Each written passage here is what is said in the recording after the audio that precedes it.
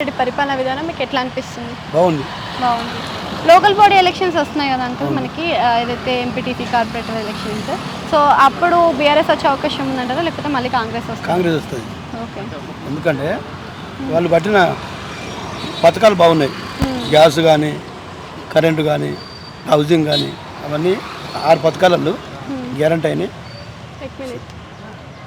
అయితే చూస్తున్నారు కదా ప్రస్తుతం చూస్తున్నారు కదా, అంటే 10 ఏళ్ల పరిపాలనలో మేము నిర్మాణాలు చేసాం, డెవలప్మెంట్ చేసాము. సో ఈ డెవలప్మెంట్ మొత్తం కూడా ప్రజలు మర్చిపోయారా? మర్చిపోలేదు కదా, అందుకనే బీఆర్ఎస్ఏ వస్తుంది మళ్ళీ ఊర్లలో అని అంటున్నాడు కేటీఆర్. మీరు ఏమంటారు? వాళ్ళ డెవలప్లు ఉన్నాయి, డెవలప్ ఏం చేసినా. ఓకే, కాళేశ్వరం ప్రాజెక్ట్ గురించి ఏం చెప్తారు? కాళేశ్వరం ప్రాజెక్టు అంతగా దుర్వినియోగం కదా, మంచి డెవలప్ ఏం లేదు కదా.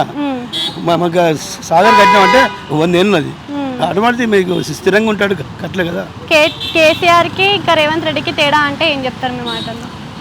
పరిపాలన అయితేడే అనుభవం అయినది, ఆయన ఇక దుర్వినియోగం దోపకాలు ఉన్నాయి. అంటే లోకల్ బాడీ ఎలక్షన్లో బీజేపీకి ఏమైనా అవకాశం ఉందంటారా? జస్ట్ వస్తే అదే వస్తుంది. ఓకే, అంటే ఒక్కొక్కరుగా వెళ్ళిపోతున్నారు కదా, రాజా సింగ్ వెళ్ళిపోయాడు ఇప్పటికి.